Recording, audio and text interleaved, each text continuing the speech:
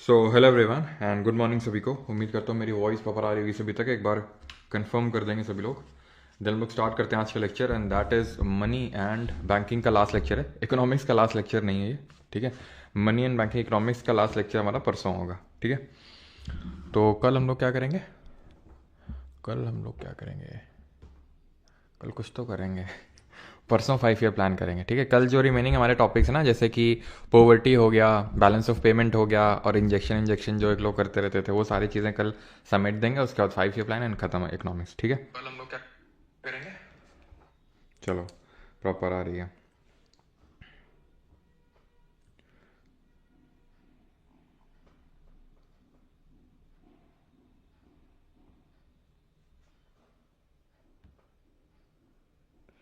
Sir का programme चालू है आज का, सो सर लेट आएंगे क्या समझे पीपीटी बनाने का। हाँ, चलो भाई, तो शुरू करते हैं आज का लेक्चर। स्टार्ट करें फिर मनी एंड बैंकिंग का लास्ट लेक्चर शुरू करते हैं। इंडिया गॉट क्लोज सर, हाँ क्लोज्ड। चलो, तो आज हम पढ़ेंगे जो M1 M2 M3 M4 आप सुनते रहते हो ना, वो सारी चीज़ें पढ़ने वाले हैं। तो शुरू करते हैं। लिक्विडिटी क्या होती है? लिक्विडिटी क्या होती है इकोनॉमिक्स में? तो इकोनॉमिक्स में लिक्विडिटी होती है क्या? तो लिक्विडिटी का मतलब वो होता है कि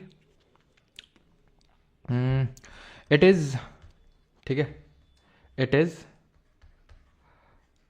यूनिवर्सली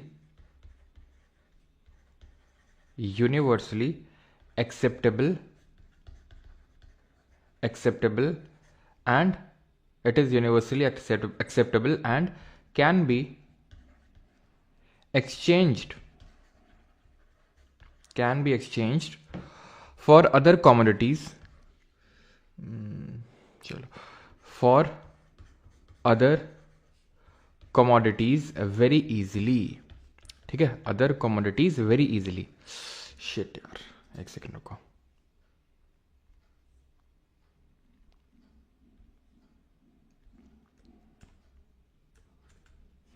ठीक है, तो आज हम लोग स्टार्ट करने वाले मनी एंड बैंकिंग, और स्टार्ट करते हैं। मनी एंड बैंकिंग का ये लास्ट लेक्चर रहेगा, ठीक है, जिसमें कि हम लिक्विडिटी के बारे में समझेंगे, जिसमें कि हम डिफरेंट टाइप्स के जो मॉनेटरी एग्रीगेट्स हैं, M0 M1 M2 M3 M4, ये सब देखेंगे। NPA क्या होता है, नॉन परफॉर्मिंग एसेट्स, ये सब क्या होते हैं, ये सारी चीज़ें आज के लेक्चर में देखने वाले हैं। तो हम लोग लिक्विडिटी से स्टार्ट करें तो लिक्विडिटी है what? It is universally acceptable and can be exchange for other commodities, ठीक है, for other commodities very easily. तो इसको हम लिक्विडिटी बोलते हैं। तो आप कुछ इमेजिन करो ऐसा जो यूनिवर्सली एक्सेप्टेबल हो, हर जगह एक्सेप्टेबल हो और उसको तुरंत एक्सचेंज किया जा सकता हो। जस्ट इमेजिन क्या हो सकता है वो, ठीक है। तो liquidity is the ease with which an asset or security can be converted into ready cash without affecting its market price. ये थोड़ा सा आपको अच्छे से समझ में नहीं आ रहा होगा, इसलिए मैंने ये पर्टिकुलर इसकी डेफिनेशन लिखी, that it is universally acceptable and can be exchanged for other commodities very easily. What it is? It is cash, पैसा। कैश ही तो है वो जो हर जगह यूनिवर्सली एक्सेप्टेबल है। हमने पढ़ा था ना कि जो हमारा कैश होता है या फिर हमारा जो मनी होता है, उसको हमने डिफरेंट पार्ट्स में बांटा था। एक तो हमने बोला था फियाट मनी, याद आया कुछ? फियाट मनी ये क्या होता है? ये एक लीगल टेंडर होता है। लीगल टेंडर होता है मतलब इसको कोई मना नहीं कर सकता एक्सेप्ट करने से, no one can refuse to accept it. वहीं दूसरी ओर हमारा एक होता है fiduciary money. Now this fiduciary money is kind of based on the trust. मना कर सकता है, चेक एग्जाम्पल इसका है ना, चेक इसका एग्जाम्पल है। तो लिक्विडिटी का मतलब यह है कि जो मतलब हर जगह एक्सेप्टेबल है, तो वो कैश हो गया। जो पैसा है, नोट है, जैसे नोट है हमारा, ठीक है, वो लिक्विड है, ठीक है, उससे ज्यादा लिक्विड और कुछ नहीं हो सकता है। अब किसी चीज की जो लिक्विडिटी है वो कैसे डिटरमाइन होगी? वो ऐसे डिटरमाइन होगी जो डेफिनेशन लिखी है कि वो कितनी यूनिवर्सली एक्सेप्टेबल है और वो कितनी जल्दी कैश में कन्वर्ट हो सकता है। एग्जाम्पल के तौर पे अगर मैं तुम्हारे सामने 3 चीजें रख दूं, ठीक है, 3 चीजें रख दूं, कैश रख दूं, ठीक है, मैं तुमसे बोलता हूं यार तुम्हारी दुकान है, मैं तुम्हारी दुकान में लैपटॉप खरीदने आया कि यार लैपटॉप दो यार, ठीक है। तो तुमने बोला सर लैपटॉप चाहिए तो पैसा दो। तो हमने कहा कि तुमको हमने 3 ऑप्शन दिए, कैश, एक ऑप्शन दिया चेक और एक ऑप्शन दिया गोल्ड, ठीक है। और एक मैंने कोई बॉन्ड दे दिया, गवर्नमेंट बॉन्ड। गवर्नमेंट बॉन्ड क्या होता है? वही मैंने कल बताया था कि गवर्नमेंट का बॉन्ड होता है जिसमें लिखा होता है कि भाई इतना इतना रुपए आपको पे किया जाएगा, आप ये ट्रेडेबल है मार्केट में जाओगे तो इसके एवज में तुम पैसा उठा सकते हो। ठीक, अब तुम मुझे बताओ तुम किस में लोगे, और प्रेफरेंस दो, मुझे प्रेफरेंस दो। ठीक है, ये 1 है, ये 2 है, ये 3 है, ये 4 है। डिक्रीजिंग प्रेफरेंस में मुझे बताओ जल्दी से, सबसे पहले किसको लोगे, फिर किसको लोगे, फिर किसको लोगे, फिर किसको लोगे, जल्दी से बताओ। कैश लोगे वो तो समझ में आता है, लेकिन बाकी का मुझे लिख के बताओ। उत्तम बेटा सुधर जाओ, आंसर बताओ जल्दी से।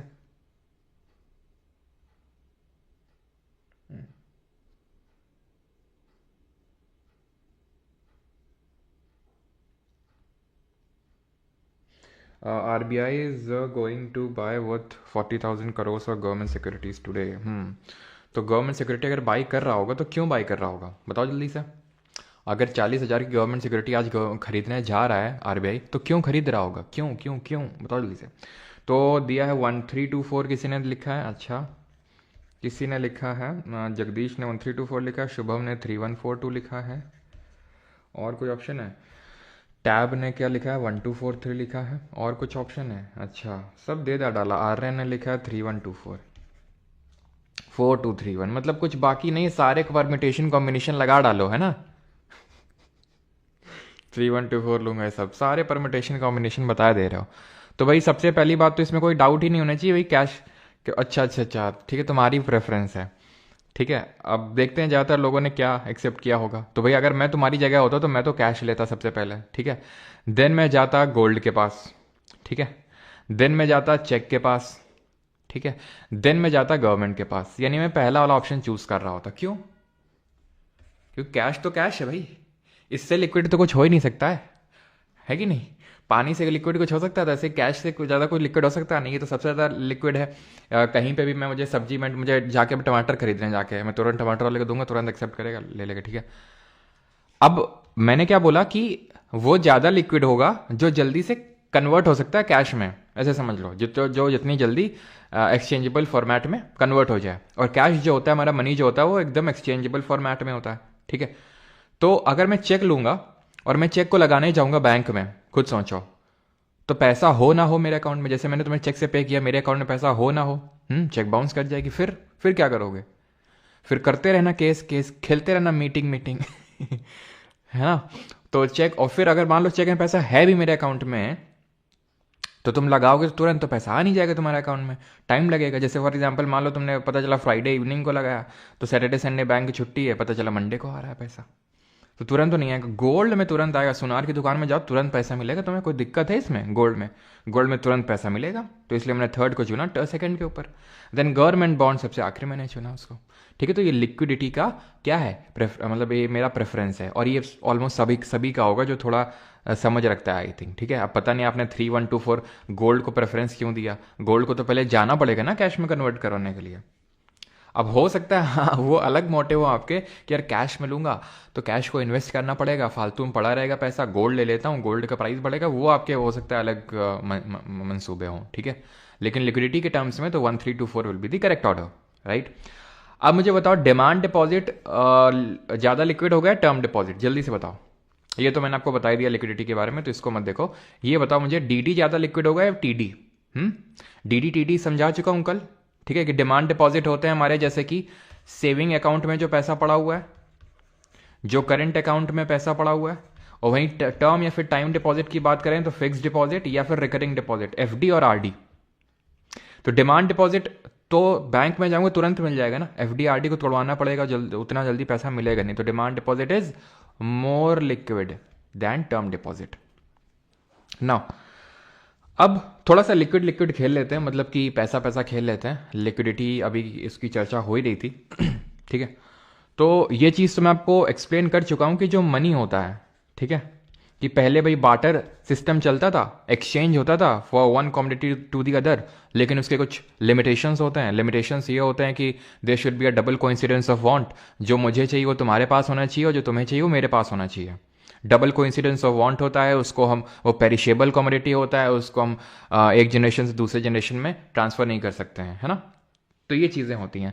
लेकिन वहीं मनी की अगर बात करें तो इसके क्या खासियत होती है कि it can serve as a medium of exchange, ये as a medium of exchange के तौर पे सर्व कर सकता है, करता है, ठीक है।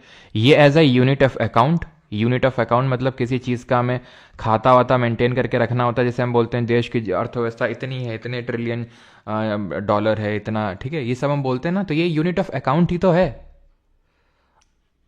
अगर मैं तुम अगर मतलब जैसे फॉर एग्जांपल मैं बोल रहा हूँ कि तुम्हारी वेल्थ है, और जल्दी से बताओ वेल्थ फ्लो कॉन्सेप्ट होता है, स्टॉक कॉन्सेप्ट होता है, तो वेल्थ को मैं बोल रहा हूँ कि वेल्थ जो है तुम्हारी 5 करोड़ है या फिर 2 करोड़ है तुम्हारी वेल्थ, है ना।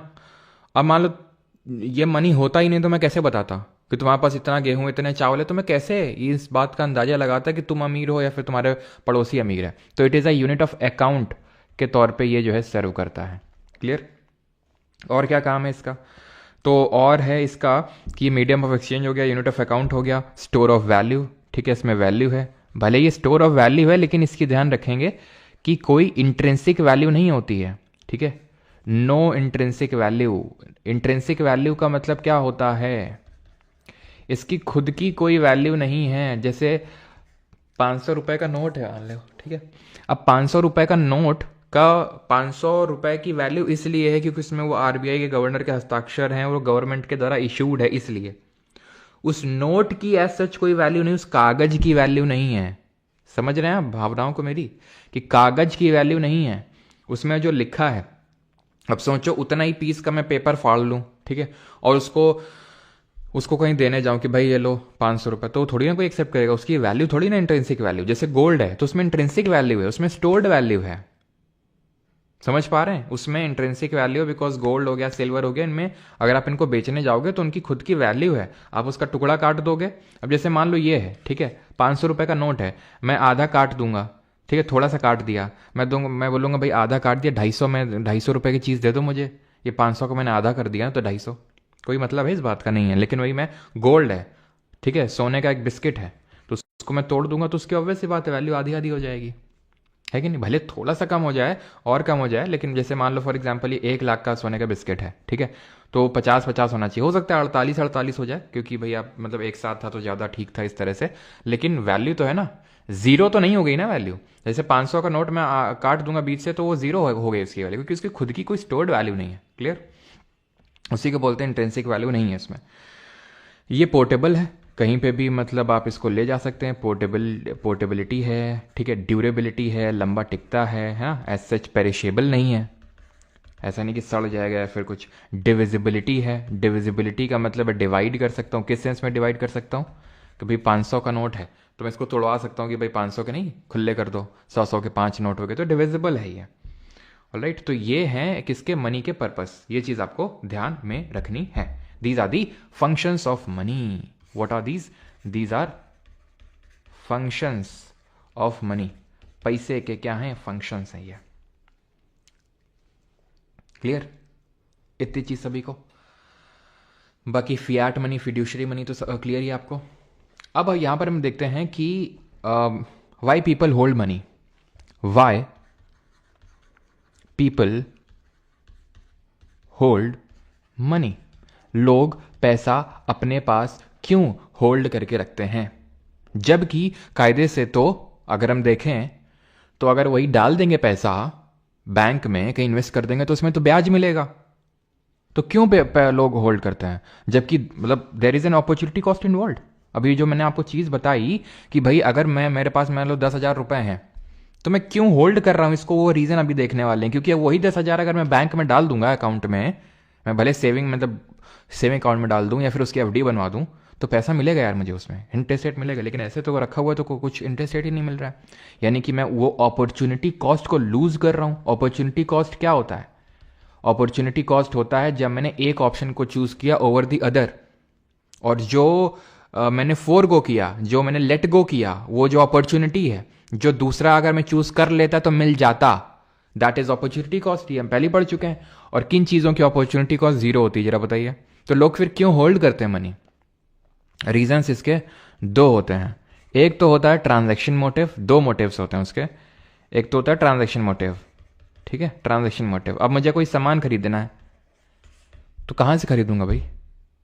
हाँ, कुछ अगर मुझे सामान खरीदना है तो मैं कहां से सामान खरीदूंगा? उसके लिए कुछ पैसा तो होना चाहिए ना मेरे पास, तो एक तो ट्रांजैक्शन मोटिव है, दूसरा स्पेकुलेटिव मोटिव है। स्पेकुलेटिव मोटिव के बारे में जॉन मेनार्ड कीनीज ने बताया था। इसको बोलते हैं सट्टा बाजारी बोल सकते हैं, ठीक है, सट्टा प्रवृत्ति बोल सकते हैं। इसके बारे में जॉन मेनार्ड कीनीज, जिनको फादर ऑफ मैक्रो इकोनॉमिक्स बोलते हैं, जिन्होंने किताब जनरल थ्योरी ऑफ एम्प्लॉयमेंट लिखी थी, और किस कंट्री से जरा बताएंगे। तो इन्होंने स्पेकुलेटिव मोटिव के बारे में बताया था कि लोग जो है स्पेकुलेशन करते हैं। किस तरह के स्पेकुलेशन? कि भाई अभी पता है इंटरेस्ट रेट अच्छे खासे चल रहे हैं, तो आगे जाके अभी इंटरेस्ट रेट गिरेंगे, इसलिए जितना बॉन्ड खरीद सकते हो, जितने ज़्यादा से ज़्यादा चीज़ें खरीद सकते हो खरीद लो। क्या क्या खरीद लो भाई? गोल्ड खरीद लो, है ना, और या फिर बॉन्ड खरीद लो, गवर्नमेंट सिक्योरिटी, तो ये सब खरीद के रख लो, ठीक है। और मान लो कि इंटरेस्ट रेट बहुत कम चल रहे हैं, बहुत कम चल रहे हैं, तो लोगों को लगा यार ब्याज में तो मतलब अगर हम कहीं इन्वेस्ट करेंगे तो पैसा मिलेगा नहीं, इससे अच्छा अपने पास रखो। क्यों? क्योंकि आगे राइज करेंगे तब लगाएंगे पैसा। तो ये होता है लोगों की सट्टा प्रवृत्ति, जिसके बारे में जॉन मेनार्ड कीनीस ने बताया था, ठीक है। क्लियर थी चीज? तो मैंने क्या बताया कि जो स्पेकुलेटिव डिमांड फॉर मनी है, स्पेकुलेटिव डिमांड फॉर मनी का मतलब होता है लोग अपने पास कितना पैसा रखना चाह रहे हैं, बस ऐसे तुम समझो इसको कि स्पेकुलेटिव डिमांड फॉर मनी का मतलब है कि लोग अपने पास कितना पैसा रखना चाह रहे हैं। तो is inversely proportional to rate of interest, यानी कि अगर ब्याज की दरें कम चल रही होंगी तो लोग ज्यादा पैसा रखना चाहेंगे अपने पास। ब्याज की दरें कम तो लोग ज्यादा पैसा रखना चाहेंगे अपने पास। क्यों? क्योंकि मैंने बताया आपको कि अगर, ठीक है, मेरे पास पैसा है लेकिन ब्याज की दरें कम है, तो मैं अपना स्पेकुलेशन लगाऊंगा, मैं सट्टा प्रवृत्ति है इंसान की कि भाई वो सोचेगा कि आगे चल के ये बढ़ेगा इंटरेस्ट रेट, तब लगाऊंगा क्योंकि तब मुझे इंटरेस्ट रेट अच्छा मिलेगा। क्यों फालतू में अभी लगा के बैठ जाऊं? क्यों अभी फालतू में पैसा लगा के बैठ जाऊं? तो स्पेकुलेटिव रेट ऑफ इंटरेस्ट कम तो स्पेकुलेटिव डिमांड फॉर मनी ज्यादा होगी, एंड वाइस वर्सा। मतलब अगर रेट ऑफ इंटरेस्ट ज्यादा है तो लोग ज्यादा गोल्ड, बॉन्ड, इन सब में पैसा लगाएंगे, ठीक है। ये जॉन मेनार्ड कीनीस जी का कहना था। लेकिन एक सिचुएशन आती है जिसको हम बोलते हैं लिक्विडिटी ट्रैप। ये ऐसी सिचुएशन होती है in economy where people love to hold their money despite of any changes in interest rate which render any monetary policy ineffective. What does it mean? It means कि जैसे for example rate of interest जैसे अभी है, आप में से किसी ने लिखा कि सर आज जो है आरबीआई गवर्नमेंट सिक्योरिटी खरीदने वाली है, आरबीआई गवर्नमेंट सिक्योरिटी खरीदने वाली है। Tell me in the comments, is it expansionary or contractionary monetary policy? I am waiting for your reply. बताओ जल्दी से कि ये एक एक्सपेंशनरी होती है फिर कॉन्ट्रैक्शनरी मॉनेटरी पॉलिसी होगी। अब प्रिकॉशनरी मोटिव अदिति वो हमें नहीं पढ़ना, सिर्फ दो ही मोटिव हमें पढ़ने, ट्रांजैक्शन और स्पेकुलेटिव, ठीक है।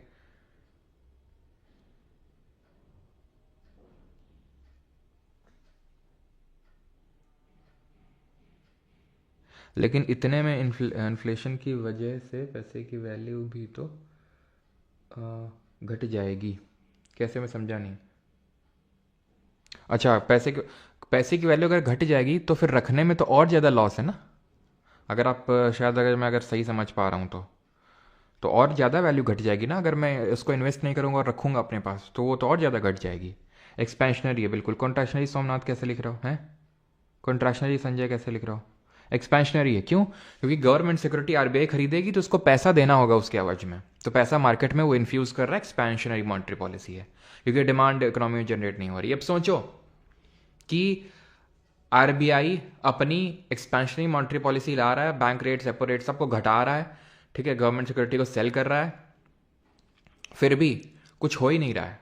कुछ हो ही नहीं रहा का मतलब है कि लोग अभी भी कुछ खरीदने को तैयार ही नहीं है, अपना पैसा मार्केट में उतारने के लिए तैयार है ही नहीं, जबकि आरबीआई ने सबके हाथों में पैसा दे दिया। फिर भी गवर्नमेंट ने भी टैक्स कम कर दिए और गवर्नमेंट ने सब्सिडी यानी ट्रांसफर पेमेंट बढ़ा दिए, सब्सिडी, पेंशन और ये सब जो स्कॉलरशिप मिलती सब बड़ा खर्च कर ही नहीं रहे लोग। इसको बोलते हैं लिक्विडिटी ट्रैप। लिक्विडिटी मतलब पैसा, ट्रैप मतलब फंस गया है, पैसा फंस गया है लोगों के हाथों में, वो निकल ही नहीं रहा है। क्यों? क्योंकि रेट ऑफ इंटरेस्ट लो चल रहे हैं, किसी कारण की वजह से हो सकता है, जैसे मान लिया रिसेशन जैसी सिचुएशन है, मंदी जैसी सिचुएशन है, तो रेट ऑफ इंटरेस्ट कम है, लोगों के हाथ में पैसा आ रहा है, लोग स्पेकुलेशन कर रहे हैं भाई आगे बढ़ेगा, तो तुम उनके हाथ में जितना पैसा डाल दो वो यही सोचेंगे आगे चल के कोई बढ़ेगा तो मैं क्यों इन्वेस्ट करूं अभी। तो लिक्विडिटी ट्रैप वाली सिचुएशन में ये होता है कि एक्सपेंशनरी मॉनेटरी पॉलिसी इनइफेक्टिव हो जाती है, लोग स्पेंड नहीं कर रहे हैं। ठीक है, लोग स्पेंड क्यों नहीं कर रहे हैं? क्योंकि लोगों को पता है कि बाद में बढ़ेंगे प्राइस। ठीक है, तो इसीलिए चीज ध्यान रखिएगा, it is the point where speculative demand for money is infinitely elastic.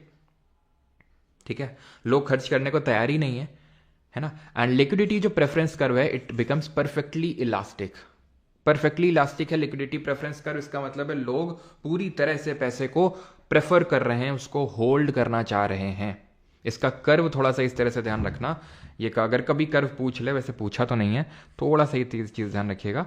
यहाँ पर हम रेट ऑफ इंटरेस्ट रखते हैं, यहाँ पर ये जो स्पेकुलेटेड डिमांड फॉर मनी है वो, ठीक है, एंड ये कुछ इस तरह का बनता है। ठीक है, तो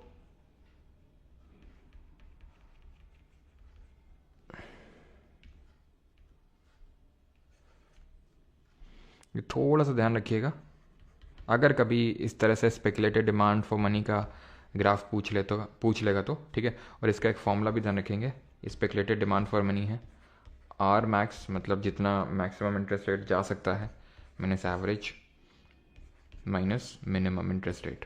ठीक है, तो ये थोड़ा सा फॉर्मूला भी ध्यान में रखेंगे। क्लियर हो गया लिक्विडिटी ट्रैप, किस केस में स्पेकुलेटेड डिमांड फॉर जो मनी है इनफाइनाइटली इलास्टिक है, और लिक्विडिटी की प्रेफरेंस वो परफेक्टली इलास्टिक है कि लोग बिल्कुल पूरी तरह से उसको होल्ड करना चाह रहे हैं मनी को। अब आते हैं यहां पर हम देखेंगे जो M0, M1, M2, M3, M4 जो क्वेश्चन आता है, तो उसका यहां पर हम देखने वाले हैं चीजें।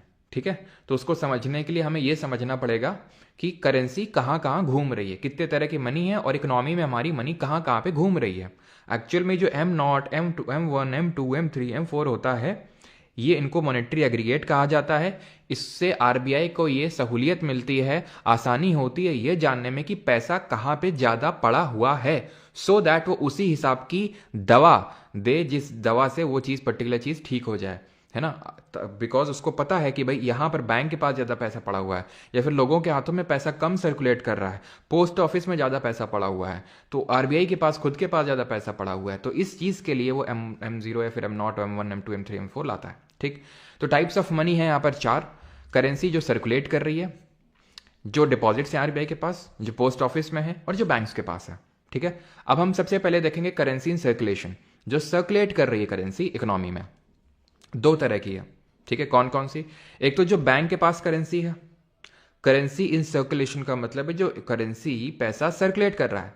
एक तो जो लोगों के हाथ में है, और दूसरा वो जो बैंक्स में सर्कुलेट कर रहा है। बैंक्स में सर्कुलेट करने का मतलब यह है कि जो बैंक अपनी डे टू डे फंक्शनिंग के लिए कैश रखता है, कि कोई भी अगर आ गया 5 लाख 10 लाख निकालने आते रहते हैं ना लोग पैसे, तो वो है करेंसी विद बैंक्स। इसको आप डिमांड डिपॉजिट या टर्म डिपॉजिट मत समझिएगा, ये वो है जो बैंक्स जिस पैसे से डे टू डे फंक्शनिंग करता है, डे टू डे फंक्शनिंग करता है, उसी को बोला जाता है करेंसी विद बैंक्स।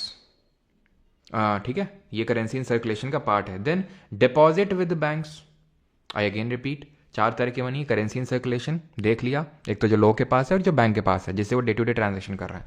अब दूसरे पे आते हैं डिपॉजिट विद बैंक्स। 2 तरह के डिपॉजिट हो सकते हैं बैंक के पास, डीडी और टीडी, बताने की जरूरत नहीं होनी चाहिए। डिपॉजिट विद आरबीआई 2 तरह के हो सकते हैं। बैंक के डिपॉजिट विद आरबीआई, जो बैंक्स ने डिपॉजिट कर रखे हैं आरबीआई के पास, कल हमने पढ़ा था। ठीक है, ये सब रिवर्स रेपो रेट, वो क्या है, एक तरह से बैंक का डिपॉजिट ही तो है आरबीआई के पास, रिवर्स रेपो रेट, अगर आपको याद है। And other deposit with RBI का मतलब है कि बैंक को छोड़ के किसी और ने डिपॉजिट करवा रखे हैं, गवर्नमेंट वगैरह ने, तो वो आरबीआई के पास डिपॉजिट पड़े हुए हैं। ठीक है, पोस्टल आखिरी हमारा पोस्टल डिपॉजिट। पोस्ट ऑफिस के पास भी ऐसे डिमांड डिपॉजिट और टाइम डिपॉजिट होते हैं, DD and TD, same as bank. Is that clear? यहां तक किसी कोई डाउट तो नहीं है? किसी को यहां तक कोई डाउट तो नहीं है समझने में सारी चीजें? Buffering, Mayuri buffering, Ayush buffer हुआ था क्या? क्या भाई बफरिंग का इशू है क्या? आज मेरा पढ़ने का मन नहीं है सर सृष्टि सिंह। तो मत पढ़ो भाई, जबरदस्ती थोड़ी ना। मैं गौरव मैं ले चलता हूँ सृष्टि। चलो बेटा जल्दी से बताओ यहाँ तक क्लियर? ठीक है, नो डाउट, बफरिंग वगैरह तो नहीं हो रही है। चलो ठीक है, क्लियर हो गया।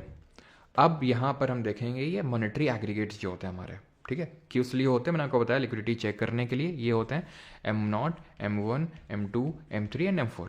ठीक है। तो सबसे पहले हम M0 देखते हैं, फिर M0 हम बोलते हैं इसको, ठीक। यहाँ पर मैं लिख ले रहा हूँ M0।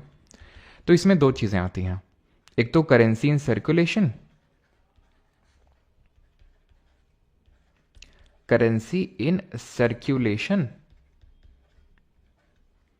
Plus deposits with RBI, ठीक है।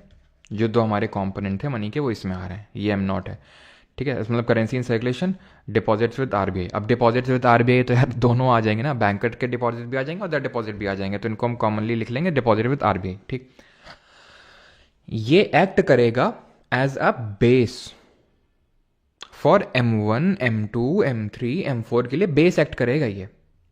अब इसको खोलेंगे हम, इसको क्या करेंगे, खोलेंगे, और अब हम M1, M2, M3, M4 में जाएंगे, ठीक।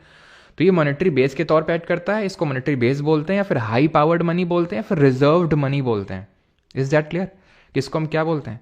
अब ये बेस एक्ट करेगा किस किस के लिए, M1 के लिए, M2 के लिए, M3 के लिए और M4 के लिए, ठीक है। चलिए, तो M1 की अगर बात करें तो करेंसी इन सर्कुलेशन में कितनी चीजें आ रही थी, दो चीजें हैं, एक तो हमारे पास है पब्लिक के पास और एक जो बैंक के पास है। तो इसमें किसको लें, currency with public, currency in circulation with public, पूरा इस तरह से लिखेंगे, ठीक है। प्लस डिपॉजिट विद RBI, दो तरह के हैं, एक तो बैंक के डिपॉजिट, एक अदर डिपॉजिट, अदर वाला लेंगे, यानी बैंक को इग्नोर मारना है यहां पे भी और यहां पे भी। अदर डिपॉजिट विद RBI, हमने यहां पे भी बैंक के डिपॉजिट नहीं लिए और यहां पे भी बैंक के पास जो करेंसी सर्कुलेशन है वो नहीं लिया। प्लस बैंक का ले लो DD, डिमांड डिपॉजिट। M2 पे आ जाओ, M2 is M1 plus, M2 is M1 plus post office की जो सेविंग्स हैं, यानी कि पोस्ट ऑफिस के डिमांड डिपॉजिट आप बोल सकते हो, ठीक है। पोस्ट ऑफिस की सेविंग्स। M3 क्या है, अगेन M1 लिखना, M2 मत लिख देना यहाँ पे कि M2 में M1 लिख दिया और M3 में M2 लिख देना, M1 लिखेंगे यहाँ पे, सिर्फ TD, कुछ नहीं, खत्म। M4 में M3 लिखेंगे plus total deposits with post office, deposits with post office, ये हो जाएगा आपका M4, ठीक है, क्लियर। अब अगर तुम्हें याद करने में, अब याद कैसे करना है वो समझ लो, अभी ऐसा नहीं खत्म हो गया, ठीक है। अभी कुछ कुछ चीज़ें याद कैसे करना है, ये ऑड है, ये ऑड है, DD बैंक की और TD बैंक की, ये इवन है, ये इवन है, पोस्ट ऑफिस, यानी कि इवन में है पोस्ट ऑफिस और ऑड में है बैंक का DD और TD, ठीक, क्लियर हो गया। अगर तुम्हें M1 याद करने में दिक्कत हो ना, currency with public and other deposit with RBI, सीधे M0 याद कर लो। वैसे है तो नहीं M0, क्योंकि मैंने बताया है कि इसमें एक कंपोनेंट लिया है इसका, यहाँ पे भी इसका एक कंपोनेंट लिया है, लेकिन तुम M0 याद कर लो, क्योंकि अभी तक ऐसे CDS में तो खेला है वो, लेकिन SSC में अभी तक नहीं खेला है कि जहाँ पर थोड़ा सा वो पूछा हो। यानी कि SSC में काफ़ी हद तक काम चल जाता है अगर आप ये याद कर लो कि M1 में पड़ा हुआ है DD और M3 में पड़ा हुआ है TD, ठीक, क्लियर। अब मुझे ये बता दो कि, चलो पहले तो मैं ये बताता हूं आपको, दो क्वेश्चन बनते हैं इसमें, सबसे नैरो कौन है और सबसे ब्रॉड कौन है। सबसे नैरो का मतलब है संकीर्ण धन, सबसे कम पैसा कहां पर पड़ा हुआ है, और ब्रॉड मनी का मतलब सबसे ज्यादा पैसा कहां पे पड़ा हुआ है। तो लेट मी टेल यू कि जितना भी पूरा पैसा यहां पर मैंने आपको गिनाया, इसमें सबसे ज्यादा जो पैसा है, जितना भी मैंने पैसा आपको यहां पे गिनाया, सबसे ज्यादा पैसा बैंक के पास टाइम या फिर टर्म डिपॉजिट के रूप में पड़ा हुआ है। कहां पे, बैंक के पास, और वो भी TD के फॉर्म में सबसे ज्यादा पैसा पड़ा हुआ है। तो इसीलिए M3 would be called as broad money, ठीक। और M1 जो होगा वो होगा नैरो मनी। M1 क्या था, बेस मनी, रिजर्व मनी और हाई पावर्ड मनी। M3 को ही मॉनेटरी एग्रीगेट के नाम से भी जानते हैं, मॉनेटरी एग्रीगेट। समझ में आई बात कि नहीं आई बात, ठीक है। वही चीज़ें यहाँ पे लिखी हुई हैं जो मैंने आपको भी बताया है। लिक्विडिटी का ऑर्डर देखेंगे तो ये सबसे ज़्यादा लिक्विड है, देन ये सबसे कम, और ये सबसे नैरो मनी है, और ये सबसे ब्रॉड मनी है। इज दिस क्लियर और नॉट? बताओ भाई, किसी को कोई डाउट तो नहीं है यहाँ तक? और मोदी जी यूएसए पहुँच चुके हैं?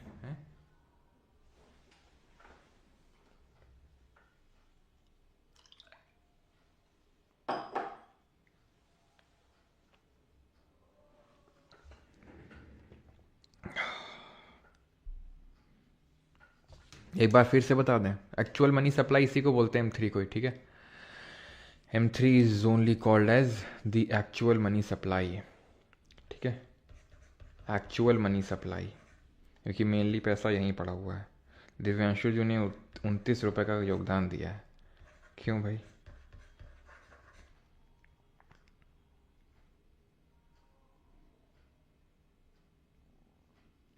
बट सर बैंक का टीडी तो कोई लिक्विडिटी नहीं है, ये तो लॉक हुआ पड़ा है।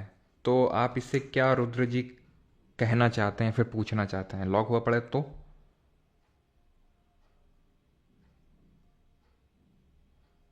अगर आप इंग्लिश में ज़्यादा बोलते हैं इसलिए आपके स्टूडेंट कम हो रहे हैं, हिंदी में बोला करो। तो कम होने तो चलेगा, चलेगा अगर ऐसा है ना तो चलेगा। फिर वैसे मैं कोशिश करता हूँ और बाकी इसीलिए मैं हिंदी की पीडीएफ शेयर करवा देता हूँ। लेकिन अगर ऐसा है कि कम हो रहा है उसकी वजह से तो होने जाने दो, है ना? कोई दिक्कत वाली लोड वाली बात नहीं है ना? चलो, लेकिन जो लोग हिंदी मीडियम वाले हैं बता दूँ फिर से कि वो आपकी पीडीएफ पढ़ जाती है इसीलिए, सो दैट आप वहाँ से चीज़ें देखते रहें।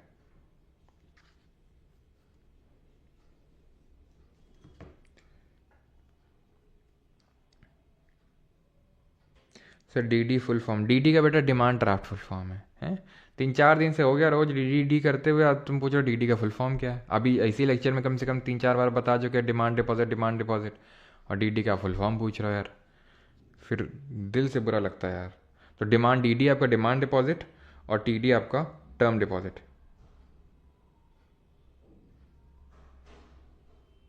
सबसे ज़्यादा लिक्विड कौन है भाई यहाँ पे? रहे तो M1 सबसे ज़्यादा लिक्विड है, then M2, then M3 and then M4।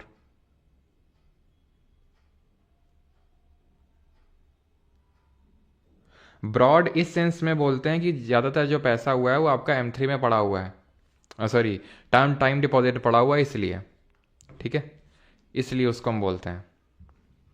चलो आगे बढ़ते हैं और यहाँ पर आते हैं ये लिबॉर मेबॉर ये सब क्या होता है, ठीक है? बाकी जब क्वेश्चंस करेंगे तो अपने आप ही आपका कॉन्सेप्ट अगर मतलब अभी सेटल डाउन नहीं हुआ है तो अपने अपने आप दिमाग में सेटल डाउन हो जाएगा M1 M2, ठीक है? मैं फिर से रिपीट कर देता हूँ।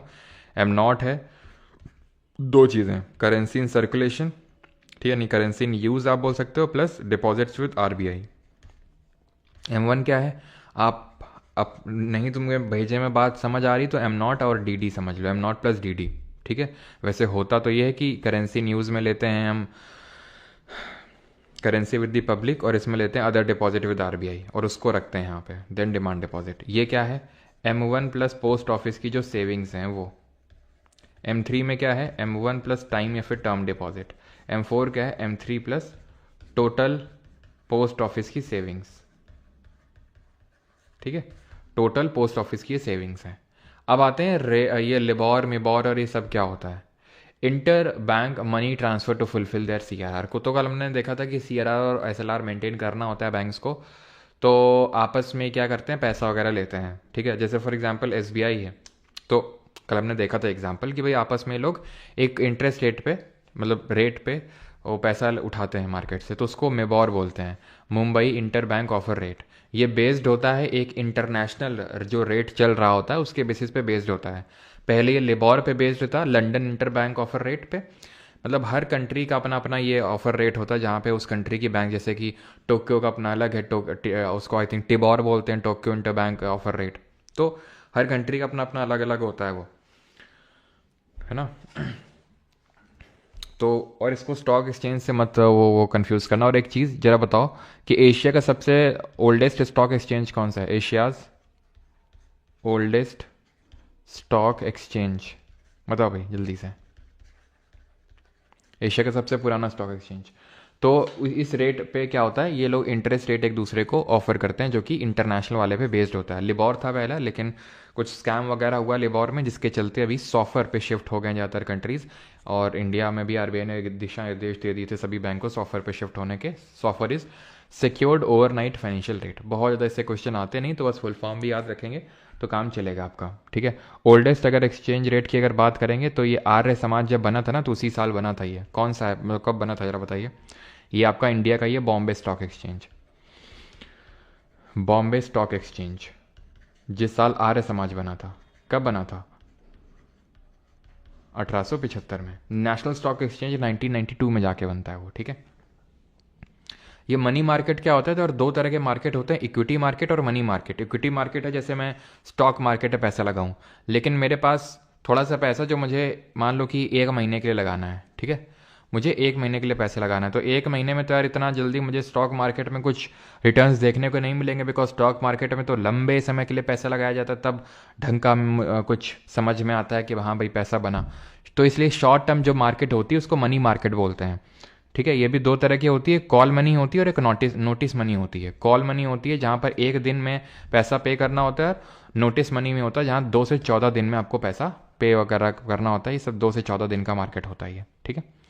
क्लियर है, ये मैं आपको एक्सप्लेन कर चुका हूँ। ट्रेजरी बिल क्या होते हैं कल हमने देखा था, ये जिनका मेच्योरिटी है तो 91 या तो 182 या 364 डेज का होता है, ठीक है। इनको डिस्काउंट रेट पे लिस्ट किया जाता है, इनका कोई इंटरेस्ट रेट ऐसा नहीं होता। डिस्काउंट रेट आप समझ गए हो कैसे क्या होता है, मैंने कल बताया था आपको रेपो के टाइम पे, कि जैसे फॉर एग्जांपल आप मेरे से गवर्नमेंट सिक्योरिटी लेने आए, वो गवर्नमेंट सिक्योरिटी गवर्नमेंट बॉन्ड 100 रुपये का है, मैंने तुम्हें 90 रुपये ऑफर किए, जब तुम आओगे मुझे तो पूरे 100 रुपये दे के जाओगे और अपनी सिक्योरिटी लेके जाओगे, ठीक है। तो 100 रुपये दोगे और अपनी सिक्योरिटी लेके जाओगे, तो ये जो 10 रुपये का मुझे प्रॉफिट हुआ वही मेरा यहाँ पर स्प्रेड होगा। स्प्रेड आप समझते हैं, स्प्रेड क्या होता है, स्प्रेड होता है जो बीच का मार्जिन, बीच का जो प्रॉफिट होता है उसी को स्प्रेड बोलते हैं। तो जब कल मैंने बैंक के बारे में आपको पढ़ाया था तो वहाँ पर स्प्रेड के बारे में बताया था कि स्प्रेड जो बीच का प्रॉफिट होता है, जो बीच का मार्जिन बनता है, उसको स्प्रेड के नाम से जाना जाता है, ठीक है। क्लियर है यहाँ तक। App not working in iOS, और ऐप अलग से बनवा रहे हैं iOS के लिए, तो चिंता मत करो, है ना। क्लियर है। हम्म। अब आते हैं ये एनपीए वगैरह क्या होता है।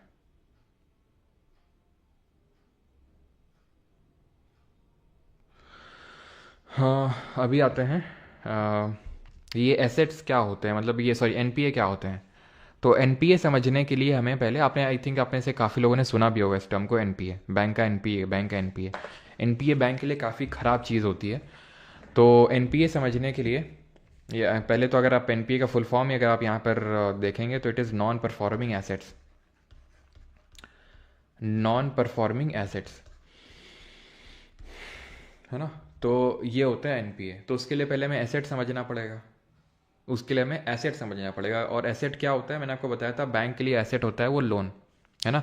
बैंक के लिए एसेट होती हैं दो चीज़ें, एक तो जो बैंक का रिजर्व में जो पैसा पड़ा हुआ है अभी, वो सीआरआर एसएलआर वो सब हो सकता है, प्लस उसने जो लोन में पैसा उठा रखा होता है, तो उसको एसेट बोलते हैं बैंक का। तो एसेट को बैंक जो है तीन क्लास में या फिर तीन कैटेगरी में क्लासीफाई करते हैं, तो रेगुलर, स्ट्रेस्ड और एनपीए, ठीक है। रेगुलर, स्ट्रेस्ड और NPA.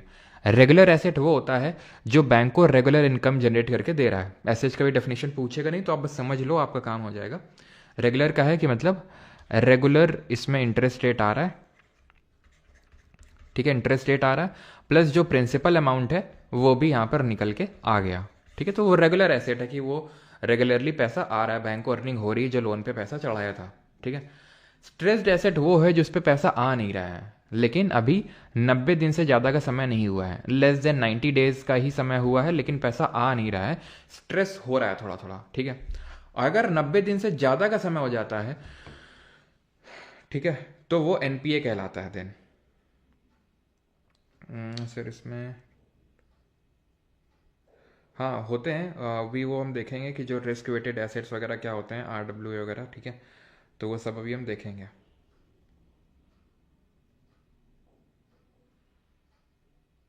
Sir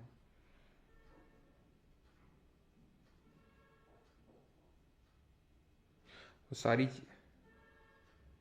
Ankit Yadav sir working on an AI commentator moderator which filters irrelevant comments during live class and level it be helpful for educators sir. Helpful तो हो जाएगा, वहाँ पे तो अंकित यादव मेल कर देना, ठीक है। अंकित जी आप एक बार ना हो तो वो कर लेना, हाँ। मेल कर देना जो क्या बोलते हैं क्वेरी पर हमारे एसएससी वाला है ना मेल, उस पर आप कर देना।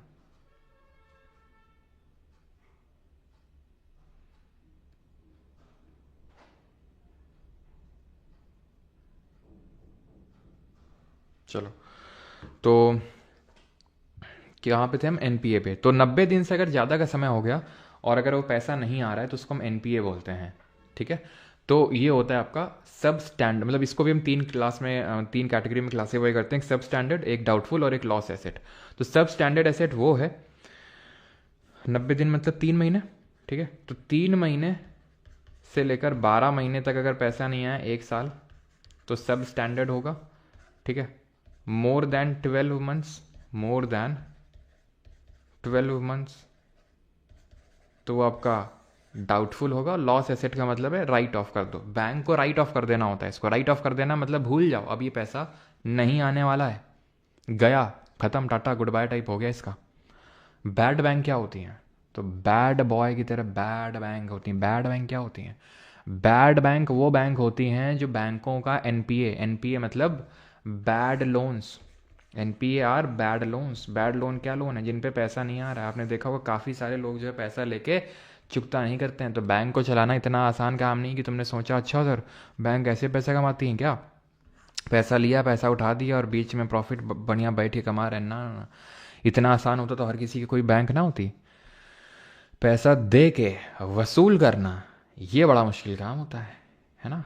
तो ये जो मुश्किलात है उसका सामना करना पड़ता है बैंक को, और उनका एनपीए हो जाता है बहुत ढेर सारा, बैड लोन बोलते हैं। तो इन बैड लोन की रिकवरी के लिए 2000 मतलब ये उनके रिकवरी के लिए बैड बैंक बनाई जाती हैं। ये बैड बैंक क्या करती हैं, बैंकों से बोलती हैं देखो ये तो तुम राइट ऑफ कर ही चुके हो अपना, मतलब कि तुम भूल चुके हो, तो क्या हो अगर हम इसको तुम्हें रिकवर करके दें, क्योंकि इस काम में हम माहिर हैं। ठीक है, हफ्ता वसूली में, और क्योंकि वसूली भाई से अपना डायरेक्ट संपर्क है, तो वसूली करके देंगे और उसमें सर्टन पार्ट जितना भी वसूली हो जाएगा, क्योंकि वो तो तुम्हारे लिए गया है, तुम्हें जितना मिल जाए उतना तुम्हारा बढ़िया फायदा है। तो वो बैंक भी को भी लगता है हाँ बात तो सही है, तो फिर थोड़ा बहुत हमें दे देना और बाकी हम तुम्हें दे देंगे, तो दोनों के लिए विन विन सिचुएशन हो जाती है। तो 2021 के जो बजट था उसमें दो इस तरह के बैड बैंक्स को स्टैब्लिश करने की बात कही गई थी। एक तो थी NARCL, that is national asset reconstruction company limited, और दूसरी थी IDRCL, that is India debt resolution company limited.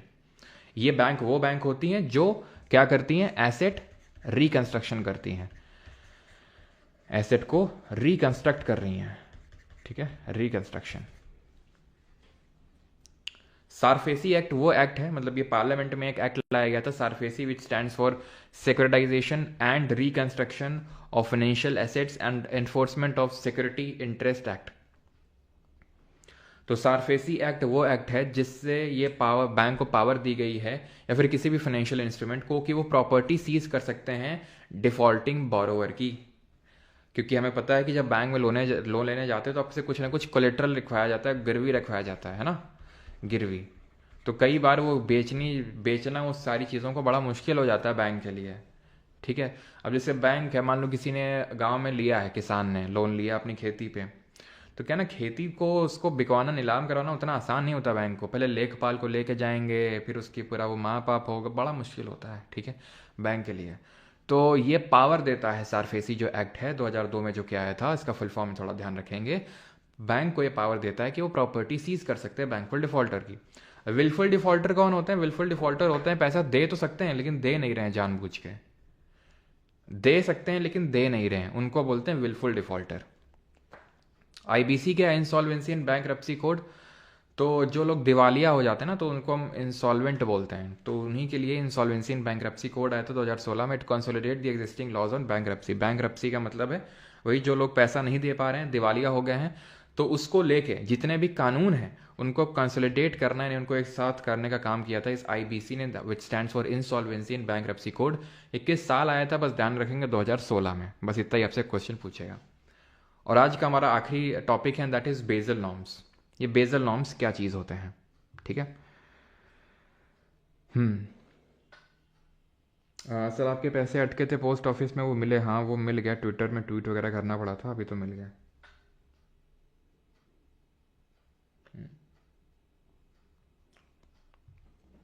चलो, तो बेजल जो है एक सिटी है, कहाँ पे? स्विट्जरलैंड में।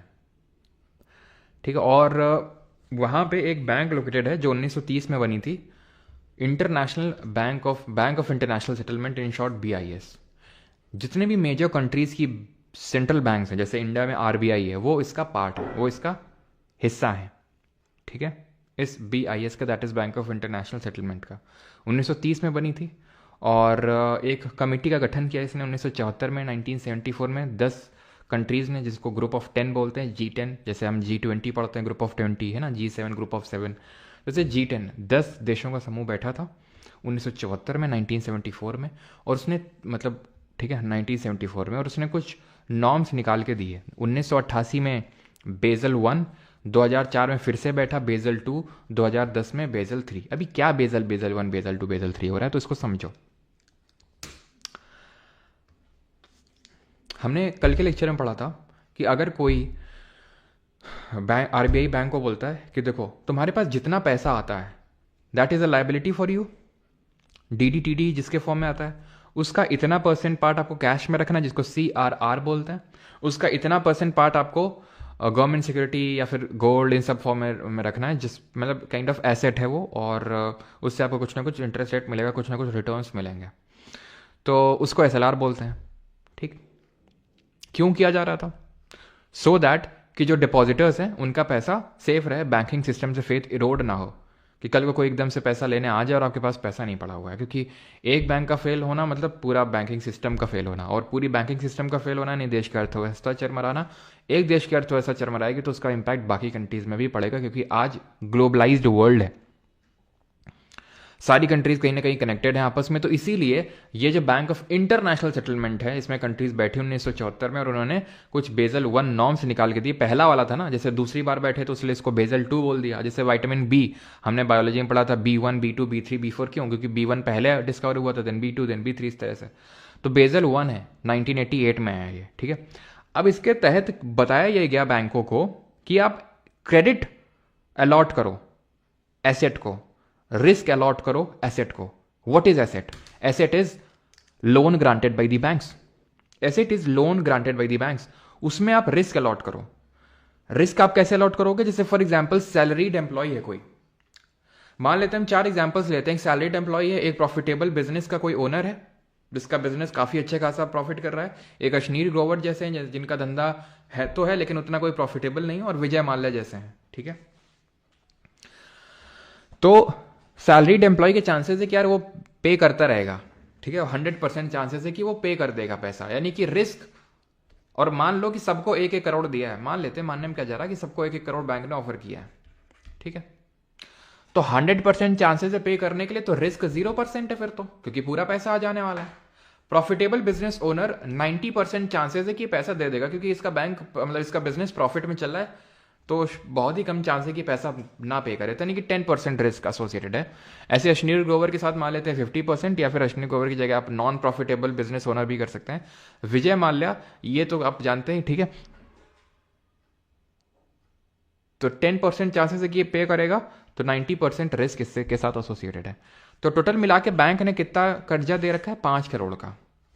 ठीक है, इस 1 करोड़ में रिस्क 0, इस 1 करोड़ में रिस्क 10 लाख की है कि नहीं, 10 लाख की है ना, 1 करोड़ का 10% 10 लाख, इसमें रिस्क 50 लाख का, और इसमें रिस्क 90 लाख का। कितना हुआ? 50, 60 और 60, 90, 1.5 करोड़।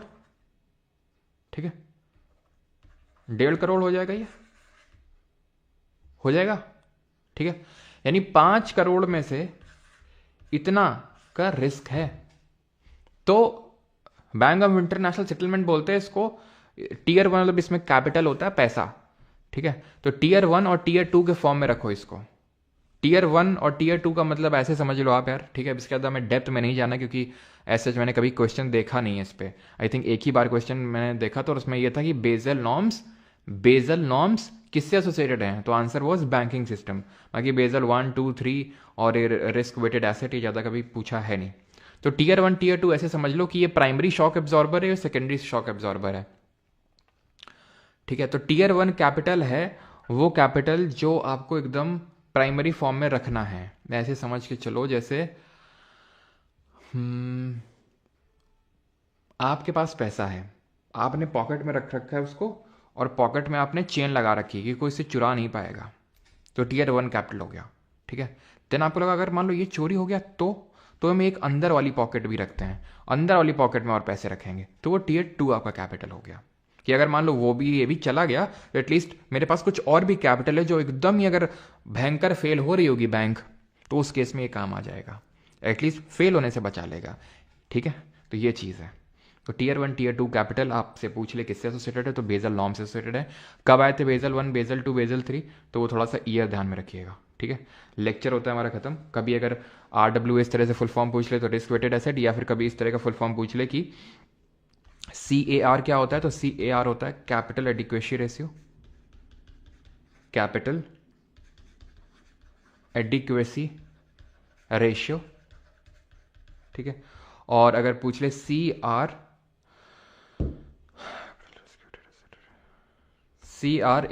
ठीक है, तो इसका हो जाएगा कैपिटल टू रिस्क वेटेड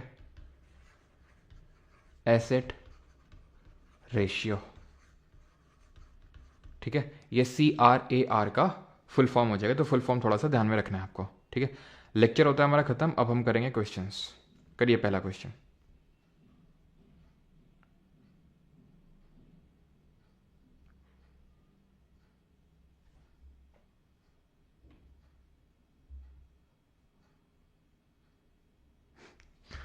चलो भाई, with reference to Indian economy the term bad bank frequently mention in news. तो बैड बैंक क्या होता है, जल्दी से बताओ। What are bad banks?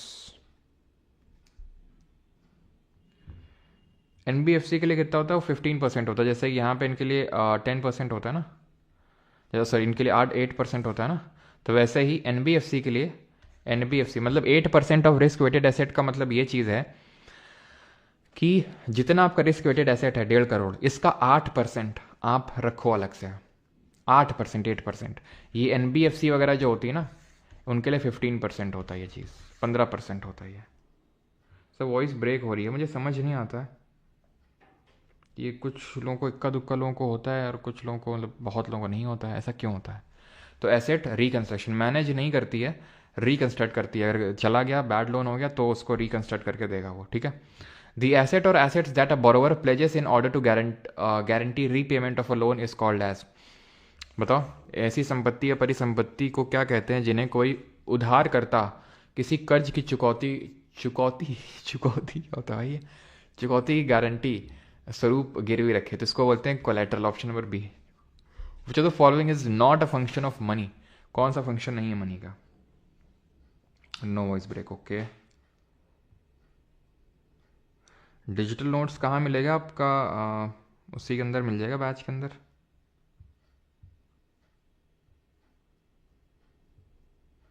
ठीक है, बैच के अंदर मिल जाएगा।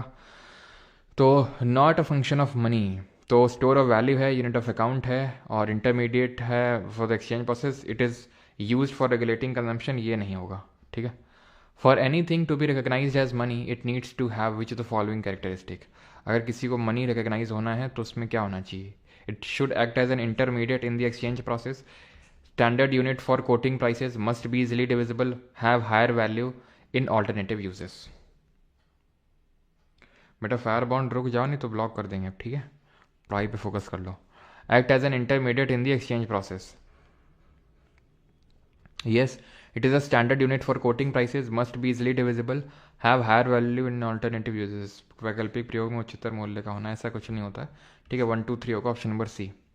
विच of the following forms of money supply is considered as the most widely used in the Indian monetary system? Most widely used in the Indian monetary system, सबसे ज़्यादा कौन सा यूज होता है? क्वांटिटी थ्योरी ऑफ मनी क्या होता है? ये पहले ही हो चुका है पीसी विंडोज जी, ठीक है, ये पहले ही हो चुका है। पिछली बार मैंने इसी लेक्चर में करवाया था, वो इरविंग फिशर की theory MV is equal to PT, लेकिन वो हम लोग पहले कर चुके, तो इसलिए इस लेक्चर में नहीं किया हमने। तो सबसे वाइडली यूज्ड होता है आपका M3, है ना, जिसको हम ब्रॉड मनी के नाम से भी जानते हैं, या फिर मॉनेटरी एग्रीगेट के नाम से। The IBC that is insolvency and bankruptcy board of India was established in the year. तो किस साल स्टैब्लिश हुआ था ये बोर्ड? तो ये 2016 में स्टैब्लिश हुआ था आपका IBC, ठीक है। Which of the following are included in the definition of narrow money? तो नैरो मनी क्या है? नैरो मनी है आपका M1। बताओ क्या इंक्लूडेड है?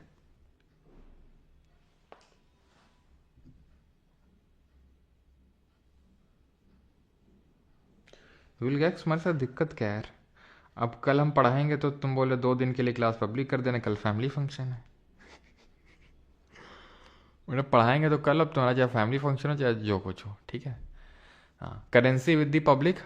तो हमने देखा था नैरो नैरो मनी क्या होता है? M0 प्लस डिमांड डिपॉजिट तो हो गया रहेगा, ठीक है। तो ये वाला तो नहीं होगा। और M0 तो नहीं था। M0 के क्या 2 एलिमेंट थे? करेंसी विद द पब्लिक था और अदर डिपॉजिट विद RBI था, ठीक है। बैंक नहीं था इसमें, तो 1 2 3 इसमें कोई दिक्कत होनी नहीं चाहिए। Which of the following actions by the government would lead to contraction of money supply in the economy? तो सरकार के निम्नलिखित में से किस या फिर किन कार्रवाइयों से अर्थव्यवस्था में मुद्रा की आपूर्ति में कमी हो जाएगी, मनी सप्लाई कम हो जाएगी? बताओ।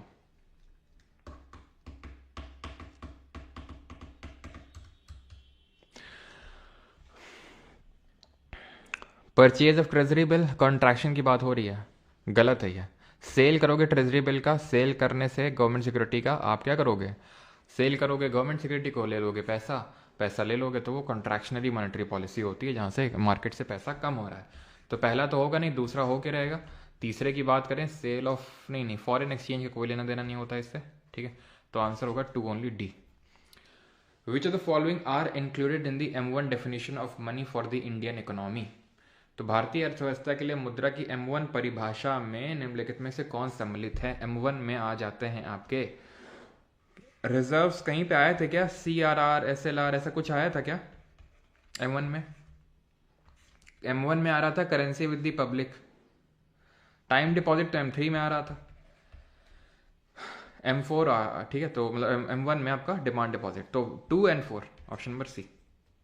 Last question of this UPSC, तो ये सिविल सर्विसेज 2022 का क्वेश्चन है, and that is with reference to the Indian economy consider the following statement. तो आपको बताना है कौन सा सही है आपका। If the inflation is too high, RBI is likely to buy government security. अगर बहुत ज़्यादा इन्फ्लेशन होगा तो RBI गवर्नमेंट सिक्योरिटी बाई कर लेगी, और बाई करके क्या दे देगी? पैसा दे देगी। तो पैसा तो यार वैसे भी इकोनॉमी में ज़्यादा है, तो ये तो आप क्या कर रहे हैं? गुड़ गोबर कर रहे हैं आप, तो ये फिर तो ये गलत हो जाएगा आपका, ठीक है। ये तो क्योंकि इन्फ्लेशन जैसी सिचुएशन में हमें कॉन्ट्रैक्शनरी मॉनेटरी पॉलिसी लगानी होती है, और ये एक्सपेंशनरी का एग्जाम्पल है। तो पहला वाला गया अपने आप, B वाला सही हो जाएगा अपने आप, ठीक है। अगला 11th, consider the following, consider the investment in the following assets: brand recognition, inventory, intellectual property, mailing list of client. इनमें से किसको हम इंटैंजिबल इन्वेस्टमेंट कंसिडर करेंगे? इंटैंजिबल इन्वेस्टमेंट का मतलब होता है जिसको हम टच नहीं कर सकते हैं। तो कौन कौन सी इन्वेस्टमेंट हैं? तो ये सिविल सर्विसेज का क्वेश्चन है 2023 का। तो brand recognition, inventory, intellectual property, mailing list of clients तो छू नहीं सकते हैं। इन्वेंट्री को तो छू सकते हैं ना। इन्वेंट्री में जो हमारा सामान पड़ा होता है, जैसे मैंने बताया था T-शर्ट हैं, बुक्स हैं, तो इन्वेंट्री का सामान है, तो बिल्कुल छू सकते हैं। तो ऑल फोर तो होने से रहा। ब्रांड रिकॉग्निशन, ब्रांड जो है, ब्रांड अब मेरा मान लो परमासी ब्रांड है, ठीक है, मान लो मान लो क्या है, ठीक है ठीक है, तो अब इसको टच कर सकते हो तुम? हाँ, टच कर सकते हो ब्रांड को? नहीं टच कर सकते हो। IP, intellectual property, intellectual property का मतलब है कोई आइडिया, आइडिया को टच कर सकते हो? नहीं कर सकते हो, इंटैंजिबल है। जो मेल वगैरह होते हैं, ईमेल वगैरह, टच कर सकते हो? नहीं कर सकते हो, तो only 3, option number C। With reference to the Indian economy, collateral borrowing and lending obligations are instruments of. तो भारतीय अर्थव्यवस्था के संदर्भ में संपार्श्विकृत उधार लेन देन संबंधी दायित्व निम्नलिखित में से किसमें आते हैं? Bond market, forex market, money market, या फिर stock market? It is a part of bond market, ठीक है, option number A। And the last question is this: in India NBFC can access the LAF window of the RBI। तो क्या NBFC आपका LAF window को access कर सकते हैं? The answer is no. कल भी मैंने आपको बताया था NBFC ना तो LAF ना तो MSF किसी को एक्सेस नहीं कर सकते हैं। ये वाला जाएगा आपका। 3 वाला अपने आप सही हो गया। In India foreign institutional investor can hold the government security, सही है। तो answer option number D 2 and 3। आ जाओ भाई अभी SSC के क्वेश्चंस में।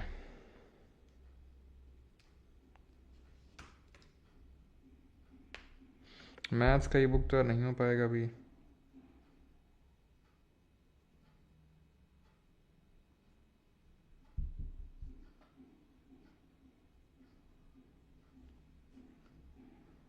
किसका है? नहीं भाई, इसका सी होगा, ठीक है।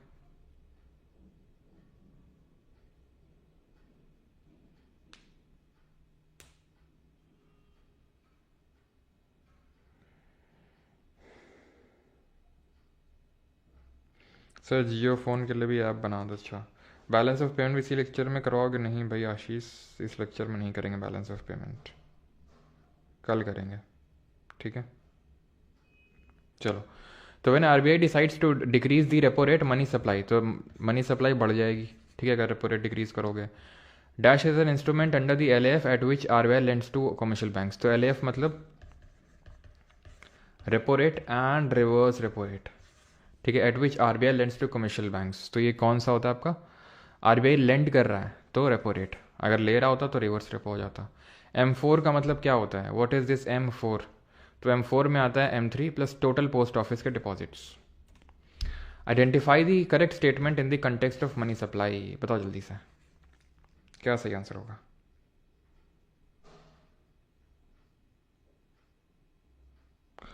तो money supply refers to the total volume of the money held by the public at a particular point of time.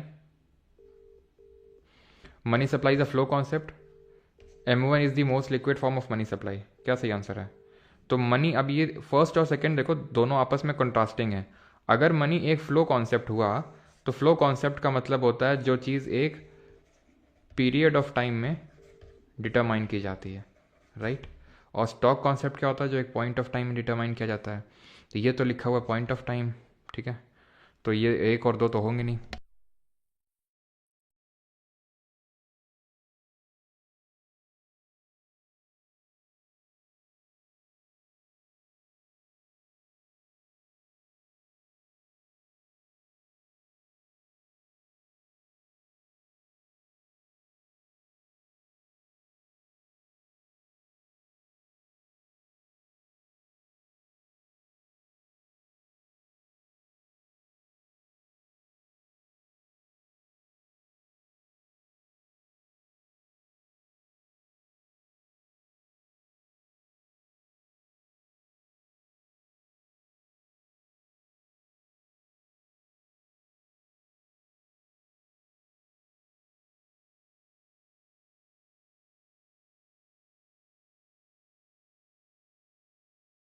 अभी तक तो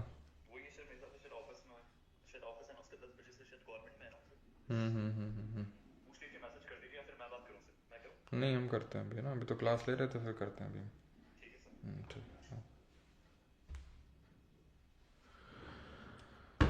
तो M1 is the most liquid measure of M1 is the most liquid measure of money supply, सही है, ठीक है, सबसे ज़्यादा लिक्विड है। तो तीसरा वाला तो होके रहेगा, एंड सेकंड वाला होगा कि फर्स्ट वाला होगा? तो भाई मनी जो सप्लाई है ये एक आपका स्टॉक कॉन्सेप्ट होता है, फ्लो कॉन्सेप्ट नहीं होता है, ठीक है। तो दूसरा वाला गलत हो जाएगा, पहला वाला सही होगा। और जो स्टॉक कॉन्सेप्ट होता है उसको हम पर्टिकुलरली पॉइंट ऑफ टाइम में मेजर करते हैं। तो आंसर होगा ऑप्शन नंबर डी, ठीक है, 1 and 3। What is the difference between debit card credit card? तो डेबिट कार्ड होते हैं वो कार्ड, ठीक है, डेबिट कार्ड क्या होते हैं? क्रेडिट कार्ड वो होते हैं कि भाई आप खर्च कर लो और बाद में पे कर देना। ब्लैक स्लाइड्स,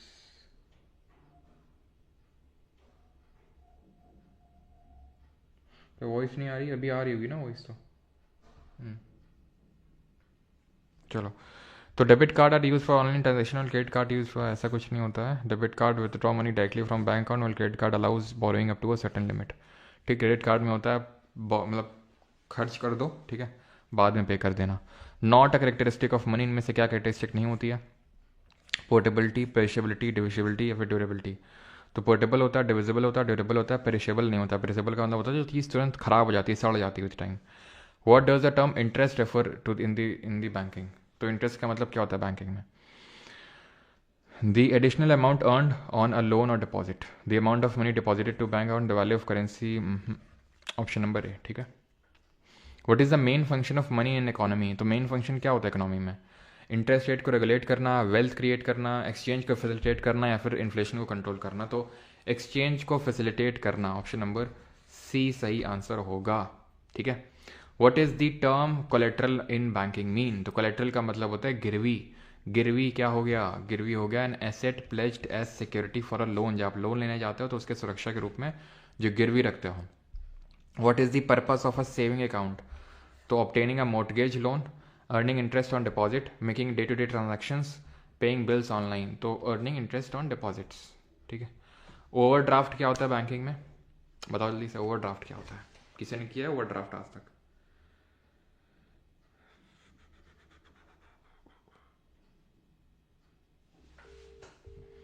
तो ओवरड्राफ्ट होता है process of transferring fund between, नहीं ठीक है, ये होता है आपका, हेलो,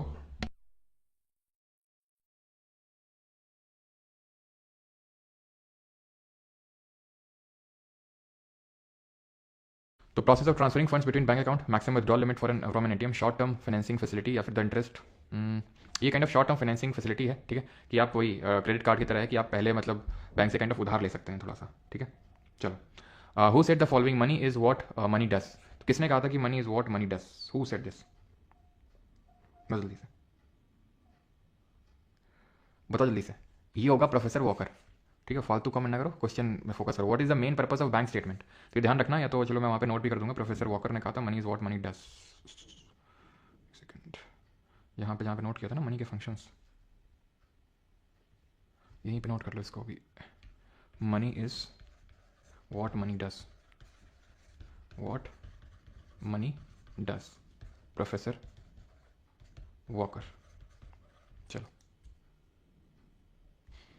तो मेन पर्पस क्या होता है बैंक स्टेटमेंट का? बैंक स्टेटमेंट से हमें पता चलता है कितना आया कितना गया पैसा, है ना, ये तो होता है मेन पर्पस। अगला करो आप जल्दी से। कहाँ कॉल कर रहे हैं बार बार? बेटा वो कल क्लास हुई थी ना एनटीपीसी की, रेलवे की, तो उसी के नोट्स हैं, उसी को लेकर कॉल किया था, है ना, कुछ और मत समझो तुम। चलो, तो when the general interest rate reaches a very low level which of the following statement will be correct? तो जनरल इंटरेस्ट रेट अगर बहुत लो लेवल चले जाए तो कौन सा स्टेटमेंट सही होगा? Most people will expect the interest rate to rise in the future, yes, ठीक है। अगर बहुत लो हो जाते हैं तो वो एक्सपेक्ट करते हैं कि राइज करेगा, तो speculated demand for money high हो जाती है। स्पेकुलेटेड डिमांड फॉर मनी का मतलब होता है लोग ज़्यादा मनी होल्ड कर रहे हैं, अपने पास ज़्यादा मनी रख रहे हैं, और अगर ज़्यादा इंटरेस्ट रेट है तो उनको लगेगा आगे तो यार जाके गिरने वाले हैं, तो इसलिए वो फिर क्या करते हैं, वो कम करने लगते हैं। जॉनी वॉकर नहीं बेटा, प्रोफेसर वॉकर। चलो, विच of the following is not an example of Fiat money in India? तो फियाट मनी का उदाहरण कौन सा नहीं है? तो फियाट मनी जो भी हमारे करेंसी होती है फियाट मनी होती है। जो चेक होता है वो फिड्यूशरी मनी होता है, इट इज़ फिड्यूशरी मनी, ठीक है। तो फिड्यूशरी मनी होता है, तो ऑप्शन नंबर बी सही आंसर होगा, ठीक है, not a Fiat money. Fiat money legal tender होता है। तो मनी इल्यूजन कॉन्सेप्ट किसने दिया था? ये धन भ्रम, ये हमने पहले भी हम लेक्चर में पढ़ चुके हैं, इरविंग फिशर ने दिया था। इन्होंने वो जो क्वांटिटी थ्योरी ऑफ मनी है इक्वल टू पीटी, है ना। Due to which of the following reasons can money be differentiated from other physical assets that can perform the function of store of value? तो निम्नलिखित में से किस कारण से धन को अन्य भौतिक संपत्तियों से अलग किया जा सकता है जो मूल्य के भंडार का कार्य कर सकते हैं? Money has common acceptability, money possess liquidity, money is neutral, money is easy to store. तो क्या है सही आंसर यहाँ पे? तो ध्यान रखिए, तो मनी हैज़ कॉमन एक्सेप्टेबिलिटी। तो बाकी एसेट्स के रूप में इसका यही एक एडवांटेज है कि तुरंत इसको एक्सेप्टेबिलिटी मिल जाती है, इसको कोई मना नहीं करता कि हम नहीं लेंगे, और कोई नहीं लेगा तो लीगल टेंडर है तो उसके खिलाफ केस भी किया जा सकता है। In any economy the income velocity of the holded money by the public is equal to, income velocity हम जानते हैं velocity of circulation of money. इसका मतलब ये होता है कि जो मनी है वो कितने हैंड्स एक्सचेंज कर रही है ना। जैसे मैं 500 रुपये का नोट निकाल के लाया एटीएम से, तो कहाँ कहाँ मैं एक्सचेंज कर रहा हूँ उसको मैं पहले भी इस चीज़ को बताया था आपको, जब हमने क्वांटिटी थ्योरी ऑफ मनी देखा था, एम इक्वल्स टू पीटी, तो वो है आपका इनकम वेलोसिटी। तो अगर मैंने पैसा रख रखा है अपने घर में ही और उसको मैं कहीं पे ले नहीं जा रहा हूँ, तो ऑब्वियस सी बात है जीरो है इनकम वेलोसिटी, क्योंकि वो इनकम या फिर वो जो पैसा है वो तो कहीं एक्सचेंज हो ही नहीं रहा ना, तो उस केस में इनकम वेलोसिटी तो जीरो हो गई ना। लिक्विडिटी ट्रैप के कंडीशन में क्या चीज़ सही है बताओ जल्दी से। और हाँ, एक ही स्टेटमेंट सही है, ये भी बात सही है, ये आपके लिए हिंट है। बताओ जल्दी से, तो क्या सही आंसर है?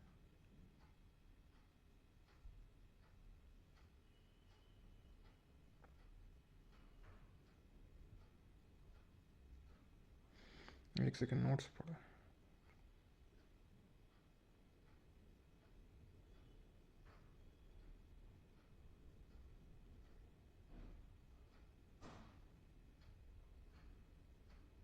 ओके ठीक, okay okay okay okay okay. तो भाई जो लोग आरआरबी एनटीपीसी का नोट्स के रिगार्डिंग भी बोल रहे थे, तो एक्चुअली मैंने अभी जब कंफर्म किया है तो वो आपको ना ऐप के अंदर ही फ्री मिल जाएगा, वो जो पहला वाला है देखने के लिए, काइंड ऑफ डेमो के लिए, ठीक है। मुझे लगा टेलीग्राम पे अपलोड होगा, तो टेलीग्राम पे नहीं है। तो इसका आंसर क्या होगा? इसका आंसर होगा कि speculated demand for money is infinitely elastic और liquidity preference become perfectly elastic, ठीक है। तो the option number third will be the correct answer, option number B. It is possible to derive the value of GDP of a country, which function of money is applicable है। तो money का कौन सा function use होता है जब हम GDP को डिराइव करना चाहते हैं। So I completed my master's in economy micro, but trust me sir, your teaching style is much more better than my professor. Okay, thank you. चलो, तो काइंड ऑफ ये यूनिट ऑफ अकाउंट है ना, accounting के लिए हम इसको use कर रहे हैं। With regard to the C D R, all of the following to except. C D R हमने कल क्या पढ़ा था, करेंसी डिपॉजिट रेशियो। दो चीज़ों का रेशियो होता है, तो जो करेंसी अभी सर्कुलेशन में है, जो पब्लिक के पास है, और एक नहीं जो लोगों ने के हाथ में, और एक जो बैंक में डिपॉजिट कर रखा है लोगों ने। It depends on seasonal pattern of expenditure. Yes, it is true. So it is not an exception because seasonal pattern पे डिपेंड करता है। अगर फेस्टिव सीजन आने तो फेस्टिव सीजन में सीडीआर क्या होता है, बढ़ जाता है, क्योंकि करेंसी जो लोगों के हाथ में वो बढ़ जाती है, इसलिए ये बिहेवियरल पैरामीटर होता है। ठीक है, during festive season CDR typically declines, no it increases. ठीक है, and it reflects people's preference for the liquidity. Yes, कि करेंसी लोग कितना कैश में रख रहे हैं, वो लोगों की लिक्विडिटी प्रेफरेंस को दिखा रहा है। तो टी बिल जो होते हैं, ट्रेजरी बिल, उनकी मेच्योरिटी का यहाँ पर पूछा है कि उनकी मेच्योरिटी कितने टाइम पीरियड की होती है। तो हमने देखा था 4 तरह के होते हैं, तो 91 days, 182 days and 364 days. Option number C. Which of the following statement is or are true about the currency note. तो करेंसी नोट के रिगार्डिंग कौन से स्टेटमेंट सही है। 40 तक करेंगे, 38 पे आ चुके हम लोग। तो करेंसी नोट में इनकी इंटेंसिक वैल्यू होती है नो, तो गोल्ड सिल्वर इनकी तरह इनकी कोई इंटेंसिक वैल्यू नहीं होती है। They can be called as fiat money. Yes, they are not legal tenders, they are legal tenders. ठीक है, तो option number A only 2। Which of the following in which of the following economic accounts are transfer payments included. तो transfer payment आपके किस में include होता है। तो ट्रांसफर पेमेंट का मतलब होता है कि भाई पेंशन देना, सब्सिडी देना, है ना, फ्री फंड की जो सर्विसेज 1000 रुपये 2000 जो चलता था वो सब। परमार अकेडमी एप्लीकेशन पे मिल जाएगा, NTPC PYQ सीरीज़ का नोट्स कोर्स राजा, है ना, तो वहीं पे। तो गवर्नमेंट अकाउंट और सोल्ट क्या पूछा, जो तो फॉलोइंग इकोनॉमिक अकाउंट्स और ट्रांसपोर्ट, तो ये हो जाएगा आपका गवर्नमेंट अकाउंट। ठीक है, government account. Which of the following measures of money supply refers to the aggregate monetary resource. तो एग्रीगेट मॉनेटरी रिसोर्स किसको बोलते हैं, तो ये हम M3 को बोलते हैं। ऑप्शन नंबर डी यहाँ पे सही आंसर होगा। ठीक है, the net worth of any bank is equal to. तो बैंक की नेटवर्थ किसके बराबर होती है, तो बैंक की नेटवर्थ होती है एसेट माइनस लायबिलिटीज, और बैंक की एसेट होती है क्या, लोन और रिजर्व्स, मैंने आपको बताया था। ठीक है, तो ऑप्शन नंबर बी। चलो 4 और क्वेश्चन करते हैं। An asset that has remained in the substandard category for a period of 12 months is classified as. तो 12 महीने या फिर उससे ज़्यादा अगर आपका लोन NPA हो गया है तो वो आपका डाउटफुल हो जाएगा। ठीक है, सब स्टैंडर्ड है। ठीक है, 12 डाउटफुल एसेट है ये। वो जो तो फॉलोइंग द ट्रांसफर पेमेंट, कौन सा इसमें ट्रांसफर पेमेंट है, आपका ट्रांसफर कर रहा है गवर्नमेंट। अनएम्प्लॉयमेंट अलाउंस यानी बेरोजगारी भत्ता। ट्रांसफर पेमेंट वो पेमेंट होता है जो आप कुछ सर्विस नहीं प्रोवाइड करते, कोई गुड प्रोड्यूस नहीं करते हो, फिर भी आपको पैसा मिल रहा है, that is called as transfer payment. ठीक है,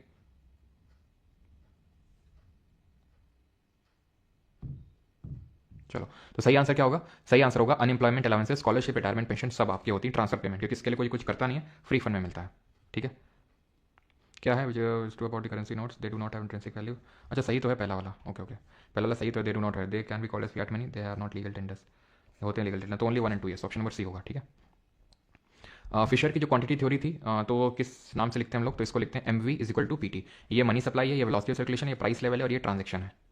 आखिरी क्वेश्चन है, सेंट्रल बैंक में dash to discourage credit in the economy. तो अगर सेंट्रल बैंक को डिस्करेज करना है क्रेडिट को मतलब ये है कि कॉन्ट्रैक्शनरी मॉनेटरी पॉलिसी उसको अडॉप्ट करना है, तो क्या करना होगा, उसको रेट बढ़ाने होंगे। ठीक है, घटाने नहीं होंगे। ठीक है, और सिक्योरिटी को सेल करना होगा उसको। चलिए भाई, तो बाकी क्वेश्चंस आपके लिए होमवर्क है, आप इनको करेंगे। ठीक है, और बाकी सब आप कर ही लेंगे, M1 M2 M3 क्वेश्चन तो काफ़ी सारे हैं ना। पिछली बार आप समझ लो कि मात्र क्वेश्चन होते थे कितने, 40 50 मैक्सिमम क्वेश्चन होते थे। इस बार देख रहे हो 80 प्लस, दुगने से भी ज़्यादा क्वेश्चन डाल दिए हैं। कितना प्रैक्टिस करोगे, कोई बुक की जरूरत नहीं आपको पड़ेगी। ठीक है, और फिर भी पड़ेगी तो रुक जाओ अभी। ठीक है, रुक जाओ।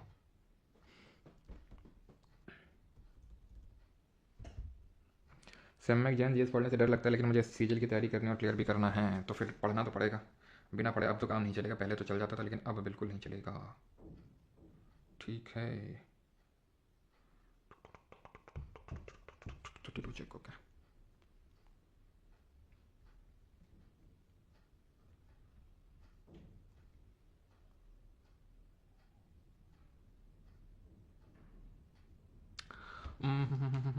Due to which of the following reasons can money be differentiated from the other physical asset that okay, तो बाकी फिजिकल एसेट से हम कैसे डिफरेंशिएट कर सकते हैं। फिजिकल एसेट जैसे फॉर एग्जांपल गोल्ड, तो गोल्ड की भी कॉमन एक्सेप्टेबिलिटी है। यस, तो देखो ये सारी चीज़ें सही है मनी की रिगार्डिंग की, कॉमन एक्सेप्टेबिलिटी होती है, लिक्विडिटी होती है, न्यूट्रल, इजी टू स्टोर, सब कुछ है। लेकिन पूछ रहा है कि बाकी फिजिकल एसेट कंपेरिजन में तो लिक्विडिटी होगा। ठीक है, मनी पोजेसेस लिक्विडिटी, इसका ऑप्शन नंबर बी आंसर होगा। ठीक है, तो ये मनी में लिक्विडिटी होती है ज़्यादा, सारी चीज़ें होती है, कॉमन एक्सेप्टेबिलिटी भी होती है, लेकिन गोल्ड एक फिजिकल एसेट है, उसकी भी एक्सेप्टेबिलिटी है, लेकिन लिक्विडिटी के मामले में। ठीक है, मनी मल्टीप्लायर लोकेश देख चुके हैं कल। ठीक है, मनी मल्टीप्लायर होता है inversely proportional to CRR, cash reserve ratio. पहले इसको एक्सप्लेन कर चुका हूँ मैं, ठीक है।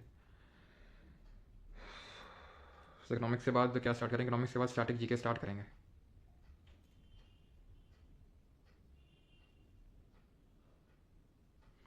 जो हिंदी में नहीं मिला है, ठीक है, हिंदी वाले भी डलवाते हैं।